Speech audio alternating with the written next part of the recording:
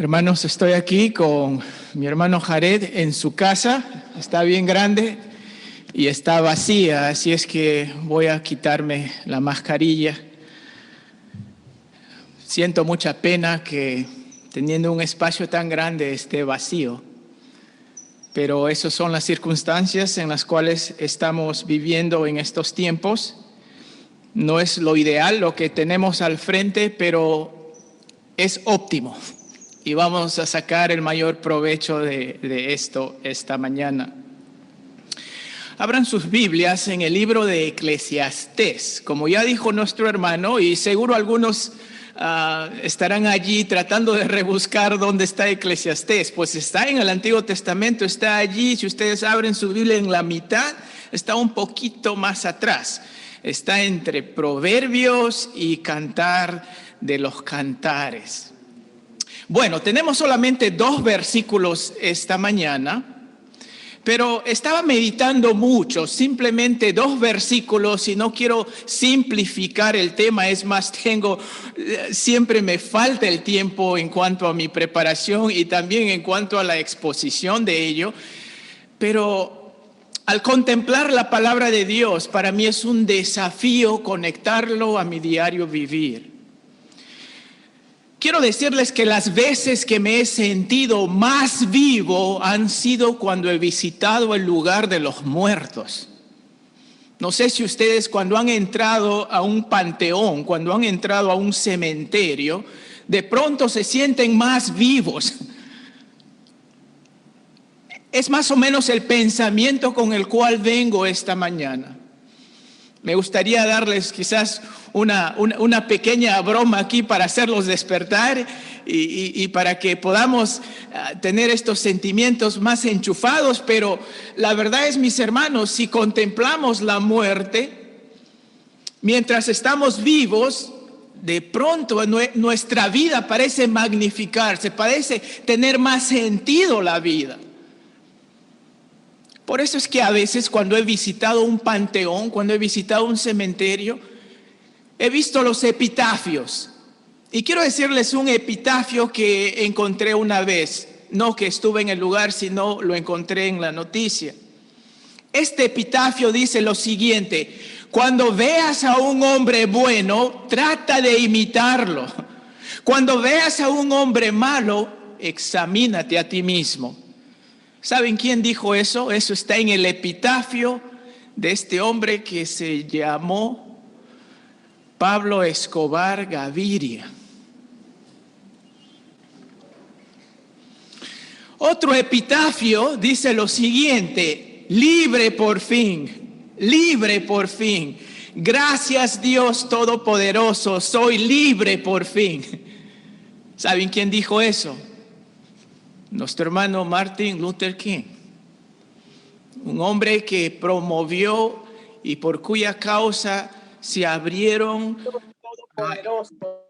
la observación lamentable que estaba ocurriendo allá en esos tiempos de los 60 en Norteamérica.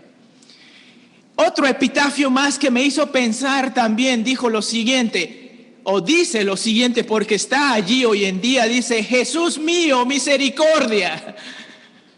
Eso lo dijo o pidió que pusieran en su epitafio Al Capone o Al Capone. Y creo que ustedes ya más o menos pueden ir meditando, hilvanando estos epitafios, personajes que han fallecido y quizás muchas veces algunos de ellos no corresponde a lo que vivieron. Por lo tanto, yo diría que es más revelador considerar las últimas palabras de aquellos que todavía estuvieron en vida y dijeron algo. Nosotros no podemos hacer nada por los muertos. Cierto, los muertos pueden dar lecciones, pero es más importante y revelador las últimas palabras de aquellos que están a punto de expirar. Este hombre dijo: oh, wow. Su nombre era Steve Jobs, uno de los fundadores de Apple. Este otro hombre, al llegar a los 90, aún político significativo, referente en Europa, dijo lo siguiente: estoy aburrido de todo esto. Fueron sus últimas palabras, supuestamente. Y él se llamaba Winston Churchill. Y otro hombre, al llegar solamente hasta los 36 años y al morir muy joven, dijo lo siguiente: el dinero no compra la vida. Sus últimas palabras. Y él es conocido como el rey del reggae. Su nombre era Bob Marley. Mis hermanos, si yo me atrevería a preguntarles a ustedes, ¿se han puesto a pensar cuáles serían tus últimas palabras? ¿Qué tal esto? Vanidad de vanidades, todo es vanidad. Y alguien diría: pero hermano, no seas tan exagerado. Bueno, está en la palabra de Dios, y es más, eso es el comienzo con el cual nosotros vamos a hacer un despliegue de 21 prédicas sobre el libro de Eclesiastés. Por favor, entonces abran sus Biblias, seguro que ya han tenido suficiente tiempo para encontrar el libro de Eclesiastés allí. ¿Ok? El libro de Eclesiastés está entre Proverbios y Cantares, como ya les dije, está un poquito más detrás de la mitad de su Biblia. ¿Cuántos están haciendo su devocional en el libro de Eclesiastés? Pocos, y algunos quizás nunca hemos leído el libro de Eclesiastés. Tenemos un tremendo reto, y no solamente es un reto para nosotros, lo fue para hombres mucho más sabios que nosotros que estaremos preparando los mensajes. Saben que el hermano Martín Lutero dijo lo siguiente sobre este libro: este libro es uno de los más difíciles de todas las escrituras, uno que nadie ha dominado nunca por completo. De hecho, ha sido tan distorsionado por los comentarios miserables de muchos escritores que es casi un trabajo mayor purificar y defender al autor de las nociones que le han introducido de contrabando que mostrar su verdadero significado. Con esto quiero decirles que es trabajo arduo estudiar este libro que estamos comenzando hoy día. No es con bastante humildad, desafío y petición al Señor que nos ilumine que empezamos este gran desafío de estudiar este libro de Eclesiastés. Y pedimos misericordia del Señor que nos ilumine a cada uno que estaremos aquí al frente disertando sobre estos pasajes. Creemos, sin embargo, mis hermanos, que estamos aptos para este desafío. Y les pedimos a ustedes que oren por todos los que vamos a ir haciendo esta preparación de los materiales para las siguientes semanas. Ahora, recogiendo lo que Eclesiastés dice sobre la vida, yo quiero presentarles y decirles a ustedes que esta mañana me gustaría que consideremos, a la luz de todo el libro, que la incertidumbre y desesperación es la manifestación de una vida sin Dios. Eso es lo que quisiera hablarles esta mañana. La incertidumbre y desesperación es la manifestación de una vida sin Dios. Porque la idea principal que considero está en Eclesiastés es la siguiente: ¿cómo es una vida sin Dios? En otras palabras, vamos a ver el perfil de una vida sin Dios. Y esta mañana me gustaría decirles que una vida sin Dios es incierta y desesperante. Bueno, no sé si ustedes ya se van a desconectar en este momento al decirles lo que les acabo de decir, pero mis hermanos, está en la palabra de Dios y vamos a someternos a este desafío. Una vida sin Dios es incierta y desesperante por lo que estamos viendo, mis queridos hermanos. Permítame darles algunas observaciones de lo que estamos viendo. Yo diría que estamos viendo que las dificultades de esta vida no van a acabarse, no cesarán. La historia del mundo es un desafío tras desafío. Si estás en una dificultad en este momento, quiero decirte que hay otros que van a venir después. No es mi intención darte un mal día esta mañana, pero simplemente te voy a decir y te estoy diciendo lo que estamos viendo. Y otros desafíos vendrán después. Un optimista podría decir, ¿no?, que ve un vaso lleno con agua hasta la mitad, pero un pesimista diría, yo veo un vaso que está vacío por la mitad. Y el libro de Eclesiastés pareciera ser ese pesimista. Vemos que las dificultades en la vida no cesarán, pero también vemos que la gente no busca a Dios. Es más, vemos que la gente desea culpar a Dios en medio de un mundo plagado de dificultades. Hay un deseo imperceptible, diría yo, en la gente en general por lo que vemos en esta pandemia.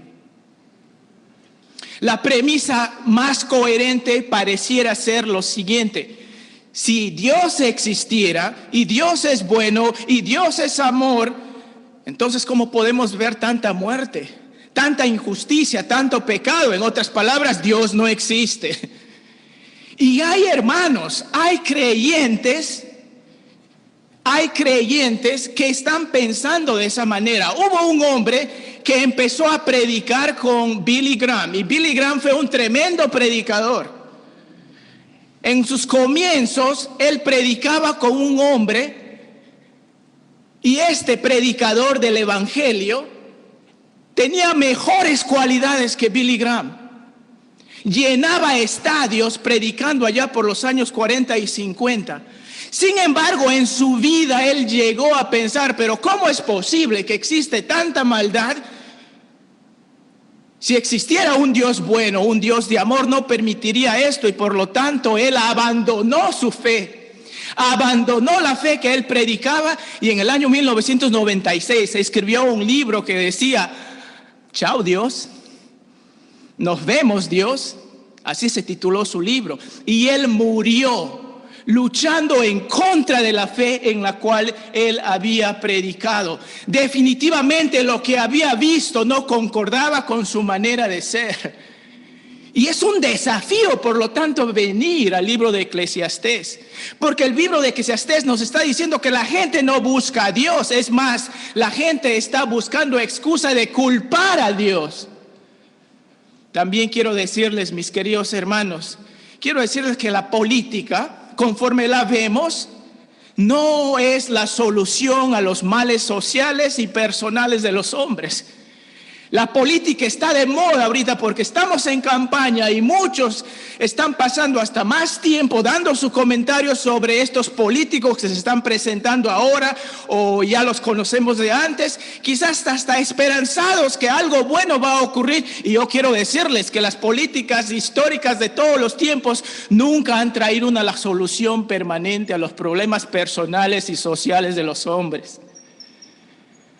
También vemos que la degeneración del orden natural del hombre es sinónimo de una sociedad avanzada.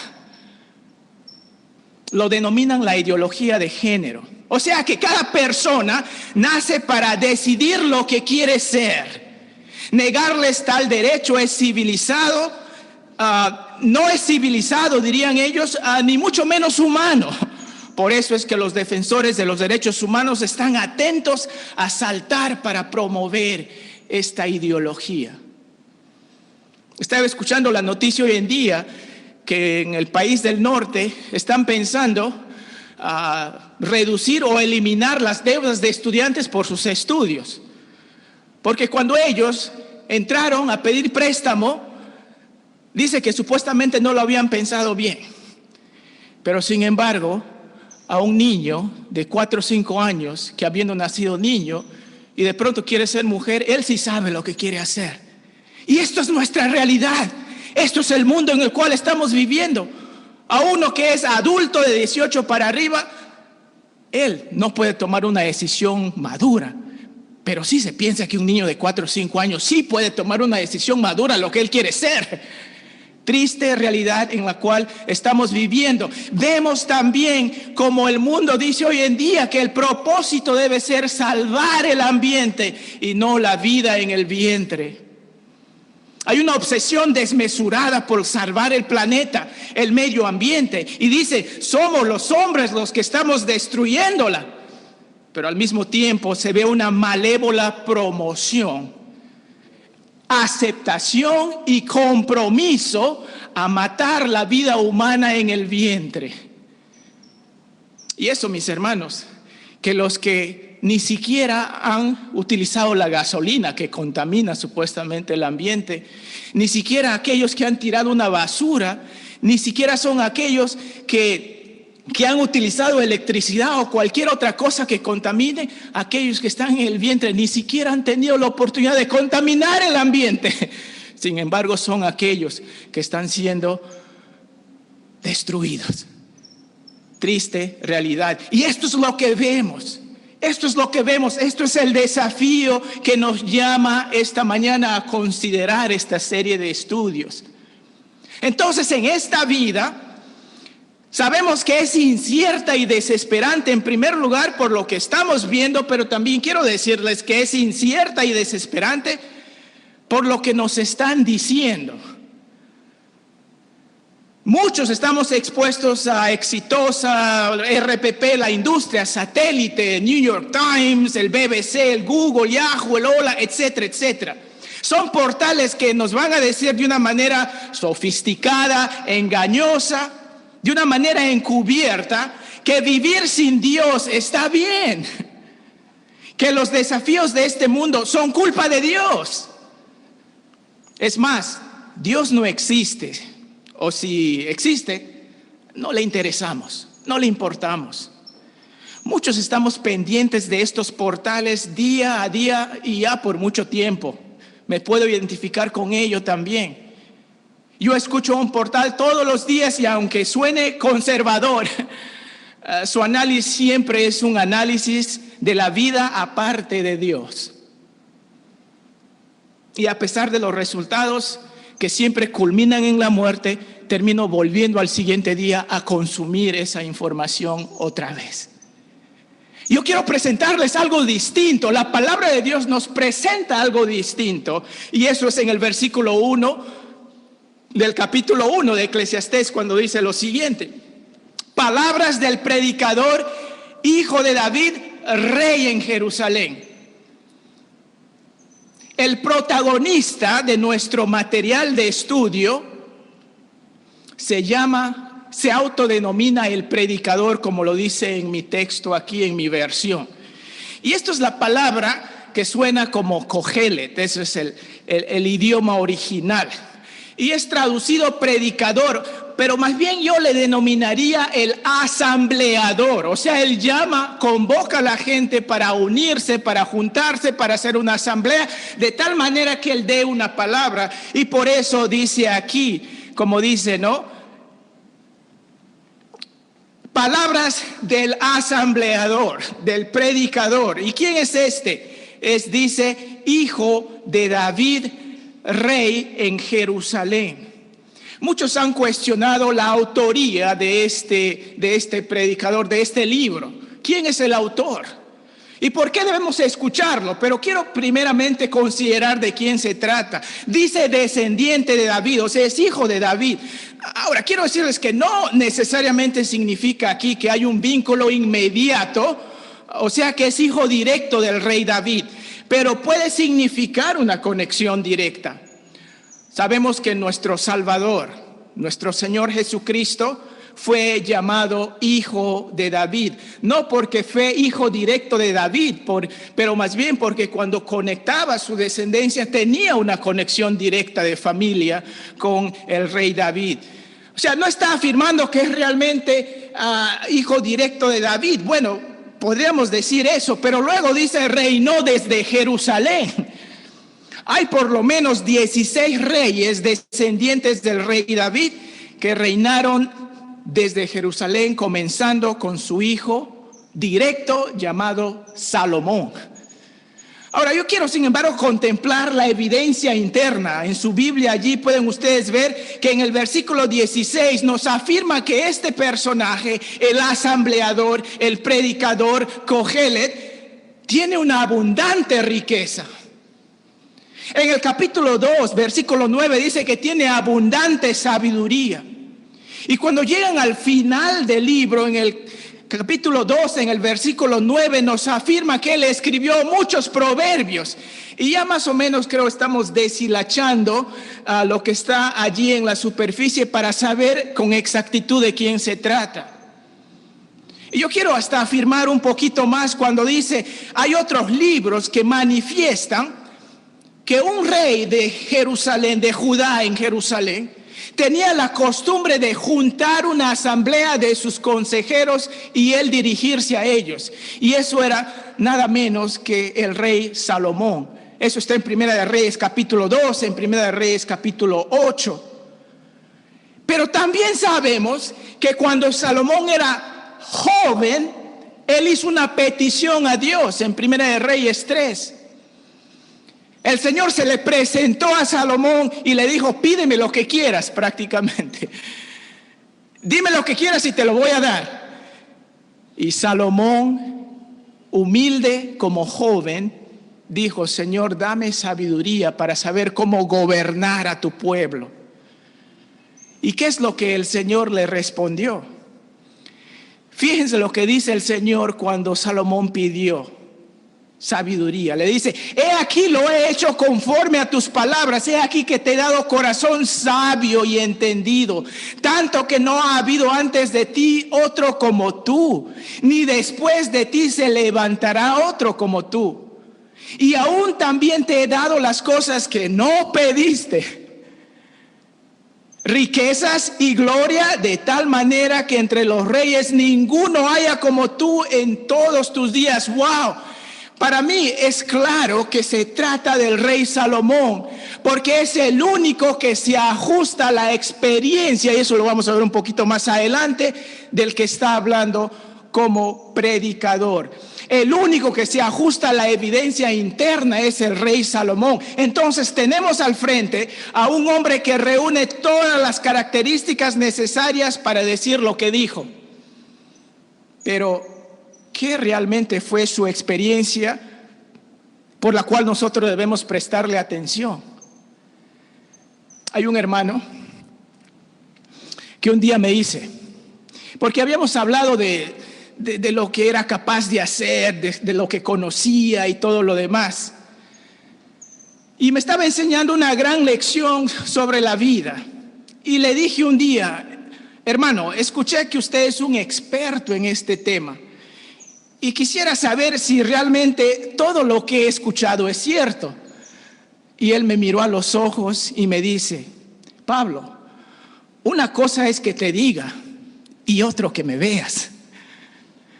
Y yo quiero decirles que es precisamente al llegar a este versículo de Eclesiastés, es como si Salomón nos está poniendo el brazo sobre nuestros hombros y diciéndonos a nosotros, déjame mostrarte lo que he vivido, para que lo que yo he vivido y de los errores que yo he tenido, tú aprendas y no cometas lo mismo. Porque la vida nos está diciendo que es incierta y desesperante. Eso es lo que estamos viendo. La vida también nos dice que es incierta y desesperante con lo que se está propalando. Pero también aquí llegamos al versículo 2. La vida es incierta y desesperante por lo que se ha experimentado. Y aquí hablamos propiamente de qué es lo que este personaje, el predicador, ha vivido. Dice versículo 2, vanidad de vanidades, dijo el predicador. Vanidad de vanidades, todo es vanidad. ¿Saben? En un solo versículo, la palabra vanidad es repetida 5 veces y 38 veces se repite en todo el libro. ¿Cuántos podríamos adivinar qué es lo que está pensando el predicador sobre la vida? Y fíjense que su afirmación es superlativa. ¿Cómo así? Pueden haber vanidades, pero la madre de todas las vanidades también es vanidad. La vida es vanidad. Pero alguno dirá, ¿no? Alguno dirá, eso me parece una declaración demasiado negativa, pesimista, incierta, desesperante. Al fin y al cabo, algunos dirán, hay ilustraciones en esta vida que no parecen ser tan, desesperantes. Yo recuerdo que había un personaje vanidoso en Los Pitufos, y vanidoso era hasta bien querido por todos, ¿no? Con su espejito, con su peine, con su manicure y su pedicure, sus looks y su moda. Bueno, ¿quién pensaría que eso hasta es malicioso? Y fíjense que los llamados influencers de hoy en día, con su Instagram, con su TikTok, con su YouTube y con su Twitter, no me van a decir que ellos no son vanidosos a propósito. Sí lo son, pero hermano, alguien diría por ahí, pero son famosos y tienen mucho dinero. Antes de que contemplemos y abracemos la ilusión de esta vida por los influencers, por lo que parece tener color, sabor, fama y mucha finanza, Eclesiastés nos dice, ¿sabes qué significa vanidad? Quiero decirte lo siguiente. Vanidad significa aliento, vapor, humo. En otras palabras, la vida es increíblemente pasajera. No hay suficiente tiempo para conseguir satisfacción permanente. Eso es la calidad de la vida. La vida puede tener forma, porque hasta el humo, el aliento puede tener una forma, pero efímera al comienzo, pero no tiene fondo. No tiene nada seguro donde poner una base. La vida es vanidad porque la vida es incierta, la misma forma es deforme. No hay garantía de certidumbre, ni mucho menos precisión. La vida es incuestionablemente frágil. No puedes construir nada durable con ella. La eternidad y la permanencia están lejos de la mente del predicador. Al decir que la vida es vanidad de vanidad, todo es vanidad. Ni siquiera el cerdito Aragán entraría en su ilustración, porque el Aragán del cerdito que construyó, ¿se acuerdan? Su casita con algo tan endeble, sería más fuerte de lo que aquí Salomón está diciendo. El predicador nos está diciendo que esta vida es tan efímera, es tan insignificante, es tan inútil, que no tiene propósito. ¿Y por qué lo dice? Eso estamos a punto de considerar. ¿Cómo así que en todas las áreas podríamos seguir nosotros cuestionando, ¿no? Todo es vanidad. Pero hay un elemento más que el predicador añade posteriormente. Él dice, no hay nada nuevo debajo del sol. Y lo dice 33 veces en todo el libro. Su declaración de todo es vanidad ya nos pareció un poco extremista, ¿no? Pesimista y nada alentador. Pero este nuevo elemento de que nada hay nuevo debajo del sol parece hasta presumido. ¿Cómo así? Pues alguien más podría decir, mira, tú no me conoces por si acaso.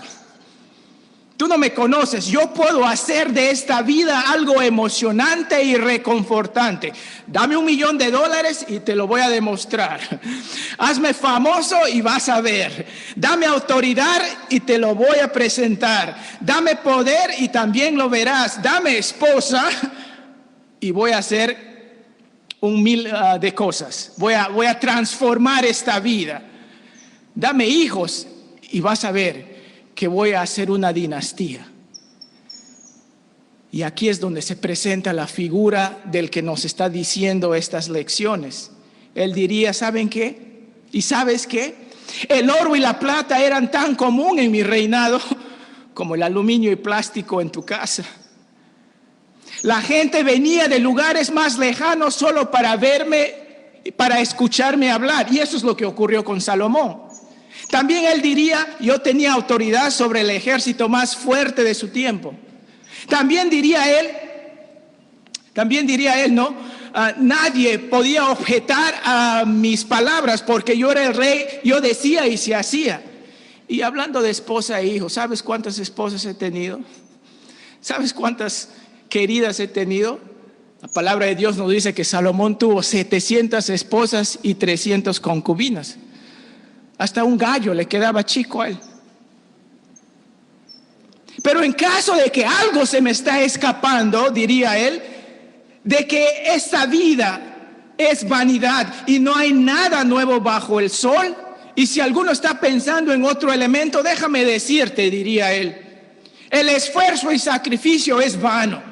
El fruto de tu esfuerzo y sacrificio es vano. El placer es vano. La juventud es vana. El éxito es vano. La riqueza es vano. El deseo es en vano. La popularidad es vana. La injusticia es vana. El futuro es vano.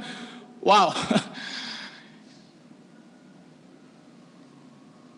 ¿Estás enteramente seguro de que estas cosas que acabo de decir son vanidad? No tienen sentido, no valen la pena porque lo viviste en carne propia. Él respondería, sí. Y no solamente porque lo viví, sino porque lo viví aparte de Dios. Y aquí está la clave del pensamiento que vamos a ir contemplando. Él diría, lo viví aparte de Dios, lo viví sin pensar en Dios, lo viví como si no hubiera una eternidad. Lo viví como si Dios no existiera. No cometas el mismo error. Por eso te estoy diciendo todo esto. Ya ven que Eclesiastés hasta tiene un énfasis pastoral hacia cada uno de nosotros. Y definitivamente evangelístico a todo el mundo. ¿Qué es la sabiduría al final de cuentas? Una simple definición de la sabiduría es la propia aplicación del conocimiento. El predicador nos dice, tienes la información, tienes el conocimiento que te estoy dando, sé sabio. Guerra avisada no mata gente. Y alguien diría por allí, pero sí mata. Y es una triste realidad.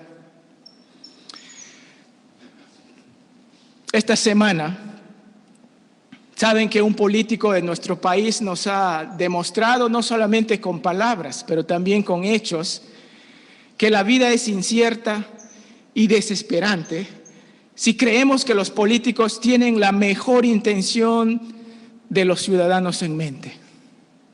Lo triste es que no es solamente ese político, existe toda una generación de políticos que representan la histórica realidad incierta y desesperante de nuestro país.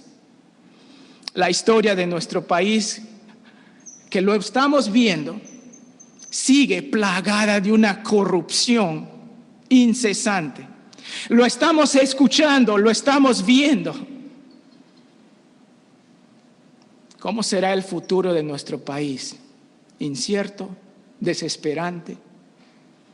Eclesiastés añade también una conclusión cuando dice lo siguiente: aborrecí por tanto la vida, porque la obra que se hace debajo del sol me era fastidiosa, por cuanto todo es vanidad y aflicción de vida. Es deprimente venir a este libro, ¿no? Pero yo quiero decirles que cuando vemos que estamos en el hoyo, que estamos en el hueco, cuanto más profundo es el hueco, más claro parece lo que tenemos allí arriba. Porque fíjense, hasta aquí sabemos que la vida es incierta y desesperante por lo que estamos viendo. La vida es incierta y desesperante por lo que nos están diciendo, pero también la vida es incierta y desesperante por lo que se ha experimentado y es su experiencia del predicador. Y una última observación: la vida es incierta y desesperante por lo que se ha declarado, mis queridos hermanos. Quiero decirles que todo, absolutamente todo en este mundo está bajo el pecado. Lo dice la Biblia. Sea que lo creamos o no, este mundo está envenenado por el pecado. Los hombres matan y la naturaleza también mata. Las plantas producen, pero luego mueren. Las personas nacen, pero también luego mueren. O si eres más inteligente, como parece ser la corriente de este mundo iluminado, y están tan iluminados por tanto conocimiento, que al ser humano lo matas antes de salir del vientre, como ya lo había mencionado. La Biblia, ¿saben qué? Señala con claridad de que la paga del pecado es muerte. Y sabemos que esto es un axioma. Esto es un axioma para todos en toda la historia del mundo. Ningún hombre ha vencido al pecado. Todos murieron. ¿Por qué? Porque todos han sido envenenados y contaminados por el pecado. Ahora, si eso es el comienzo y el fin de la vida, nacido, muerto, muerto en pecado, es peor no considerar que el pecado también nos arrastra entre el momento que nacemos para morir. Y si no vemos a Dios como parte crucial, vital, fundamental en el proceso entre nuestro nacimiento y muerte, vanidad de vanidad. Todo es vanidad. Entonces, por eso es la conclusión a la que Él llega y nos lo presenta. Sin Dios, entre el comienzo y el fin de nuestra vida, la insatisfacción y la infelicidad son las garantías que vamos a encontrar en el proceso de nuestra vida. Saben, este mundo necesita una buena noticia. Y lo encontramos en Eclesiastés, creas o no. ¿Sabes por qué? Porque Eclesiastés nos explica la oscuridad para que tú y yo podamos ver y desear la luz. Si nosotros reconocemos la cruda realidad de esta vida, bien vamos a poder discernir que Dios cambia el sentido de las cosas. Este mundo, sabemos, necesita un Salvador. Y lo dice la palabra de Dios, y con razón que el apóstol afirma cuando dice en Romanos 5:8, mas Dios demuestra su amor para con nosotros, en que cuando éramos tú y yo, aún pecadores, Cristo murió por nosotros. Saben, mis hermanos, Eclesiastés nos deja servido en bandeja la realidad de la declaración de Dios de que todos necesitamos de un Salvador para poder ver el sentido de la vida. O sea, es un gran libro lleno de esperanza. ¿Saben por qué? Porque en el transcurso del libro también vemos destellos de querer conectar con Dios. Fíjense lo que dice en el capítulo 2, en el versículo 24. No hay mejor cosa para el hombre, sino que coma y beba y que su alma se alegre en su trabajo. También he visto que esto es de la mano de Dios. En el versículo 12 del capítulo 3, y también que es don de Dios, que todo hombre coma y beba y goce del bien de toda su labor. Capítulo 5, versículo 19. Asimismo, a todo hombre a quien Dios da riquezas y bienes, y le da también facultad para que coma de ellas y tome su parte y goce de su trabajo, esto es don de Dios. Hay destellos, hay chispazos de que intenta conectar con Dios, pero hay algo que está faltando aquí y eso estamos a punto de verlo. En el capítulo 9, en el versículo 7 dice, anda y come tú pan con gozo y bebe tu vino con alegre corazón, porque tus obras ya son agradables a Dios. Y ya culminando el libro otra vez, estos chispazos aquí de conectar con Dios o querer de alguna manera, dice versículo 9 del capítulo 11, alégrate joven en tu juventud y tome placer tu corazón en los días de tu adolescencia y anda en los caminos de tu corazón y en la vista de tus ojos. Pero sabe que sobre todas estas cosas te juzgará Dios. En otras palabras, debemos pensar en Dios entre el momento de nuestro nacimiento y el momento de nuestra muerte. Pero yo quiero decirles lo siguiente. Eso no es suficiente. Pensar en Dios no es suficiente. Y esto es lo que nos deja la gran lección este libro de Eclesiastés. Querer conectar con Dios, pensar en Dios y hasta admitir su existencia no es suficiente. No solo creer en Dios es algo básico y común a la mayoría de hombres, pero nosotros debemos creer en lo que Dios ha presentado a los hombres como la salvación para sacarlos de esta vida sin propósito, de esta vida que es efímera, de esta vida que se torna inútil porque al final muero y todo lo que he hecho no tiene valor. Puede ser que muchos han muerto habiendo reconocido que existe un Dios, pero eso no es suficiente. Dios desea que nosotros tengamos un encuentro personal con Él. Y nosotros que conocemos la palabra de Dios por medio de nuestro Señor Jesucristo, sabemos que lo que tenemos aquí es el ofrecimiento de una relación personal con Dios por medio de nuestro Señor Jesucristo. En otras palabras, lo que Eclesiastés está haciendo es darnos en bandeja, no solamente para que tú pienses en Dios, que creas que Dios existe, pero que Dios desea que tu vida cambie, que tu vida tenga valor, que tu vida tenga propósito por medio de la vida de Jesucristo que ha sido entregado por cada uno de nosotros. Es amargo ir tomando capítulo tras capítulo lo que Eclesiastés nos da. Me hace pensar cuando yo salgo a correr todos los días y después de correr por media hora me retuerzo para ir y presentarme al señor naturista. El señor naturista allí me ve y me presenta un producto que no le gusta a mi lengua, que no le gusta a mis ojos y tampoco le gusta a mi estómago. Pero sin embargo es bueno. Ya después de un par de años que estoy tomando esto, me doy cuenta que lo que está fluyendo, aunque no me gusta, está purificando mi sangre. El autor de Eclesiastés nos está diciendo que esta vida es duro de roer, pero sin embargo, si tú encuentras el elixir de la salvación por la sangre del Señor Jesucristo, entonces eso es el propósito por el cual yo te estoy diciendo lo que estoy diciendo. Eclesiastés decía, mis amados hermanos, volcar nuestra mirada ahora, en este momento, en la persona de nuestro Señor Jesucristo. Y no hacerlo es perder el tiempo. Es ir detrás de una ola de humo, es ser carnal y no espiritual. Es dedicarnos más a lo terrenal que a lo celestial. Si deseamos evitar que este día, este momento no sea así, quisiera culminar diciéndoles que consideremos en primer lugar, para concluir ya, en primer lugar no debemos perder el tiempo. Ubiquémonos en el Señor. Todo lo que somos y todo lo que hacemos debe destilar la causa de Cristo.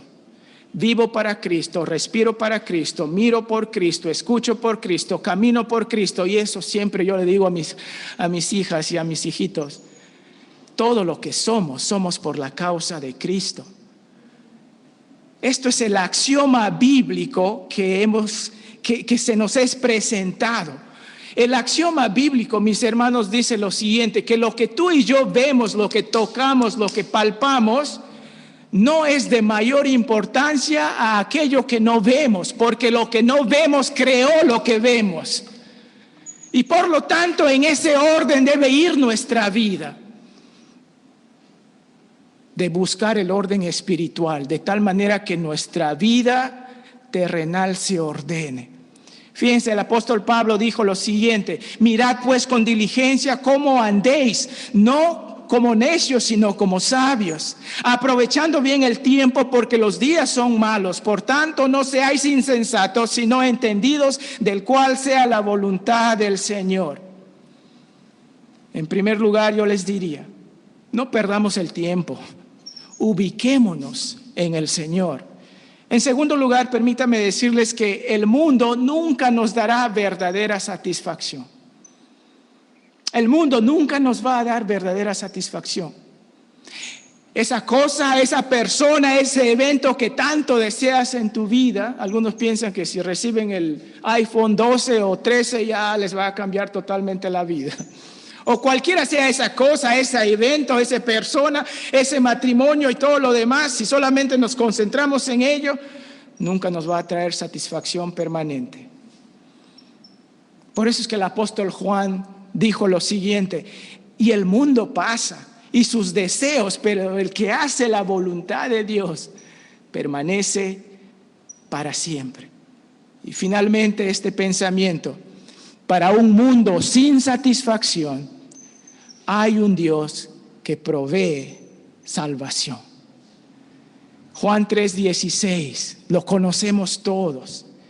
Vida eterna, por ende, significa salvación permanente, gozo permanente, satisfacción permanente. Contrario a lo que es una vida sin Dios, que es puro humo, puro vapor, pura vanidad, nada nuevo bajo el sol. La salvación en Cristo Jesús, por lo tanto, nos da propósito, nos da alegría, nos da gozo, nos da razón de vivir y satisfechamente esta vida. Los epitafios de las personas muertas nos desafían, pero más desafiante es la calidad de vida a la cual tú y yo estamos viviendo hoy en día. ¿Qué está diciendo tu vida? Esta canción que dice: ¿qué sería de mí si no me hubieras alcanzado? ¿Dónde estaría hoy si no me hubieras encontrado? Tendría un vacío en mi corazón, vagaría sin rumbo, sin dirección, si no fuera por tu gracia y por tu amor. Podemos decir: Señor, gracias por traer propósito a mi vida. Si no hubiera sido por ti, quizás muchos de nosotros ya estuviéramos en una tumba. Muchos de nosotros ya estuviéramos en una cárcel. Muchos de nosotros quizás ya estuviéramos en un tercer, cuarto, quinto matrimonio y con muchos hijos regados por doquier. Muchos de nosotros quizás estuviéramos hasta mendigando en las calles sin un propósito en esta vida. Gracias, Señor, por hacernos ver lo oscuro de este mundo para saber apreciar la luz de mi salvación. Agradezcamos a nuestro Señor Jesús por lo que Él ha hecho. Padre Santo, Señor, gracias por tener un libro que nos demuestra la cruda realidad.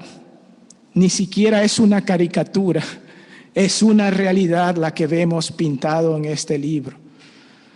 Y Señor, gracias que aquellos que contemplamos la vida por la luz de Cristo, podemos por ende cambiar el rumbo. Podemos por ende, Señor, encontrar satisfacción por la salvación que Él ofrece. Señor, nos depositamos al estudio de este libro con mucha pasión, con mucha dedicación y expectativa, porque es como si nos estuviera diciendo en tiempo real lo que está ocurriendo, pero al mismo tiempo dándonos la esperanza que ahora es nuestra, que no tenemos que esperar, Señor, hasta morir y ir al cielo y finalmente gozar de esta salvación, pero que ahora en este mismo momento tú nos das propósito. Tú haces que una vida inútil sea una vida útil por la causa de Cristo. Y pido, Señor, que cualquiera que está aquí esta mañana escuchando este mensaje, que sea realista con lo que está viviendo, con lo que está viendo, con lo que está escuchando, de que si una vida sin Dios, de que una vida sin Cristo es una vida que al final se acabará y podrán decir en la eternidad, pero ¿para qué he vivido? Y triste que muchos parten a la eternidad de esa manera. Y pedimos, Padre Santo, que este grupo de hermanos que escuchamos esta bendita palabra, agradezcamos por lo que tú has hecho, porque para mí, como dice el apóstol, el vivir es Cristo y el morir es ganancia. Gracias, Padre Santo, por este gran mensaje que tenemos por medio de este libro y nos depositamos en tus manos con gratitud en el nombre de tu Hijo Jesús. Amén.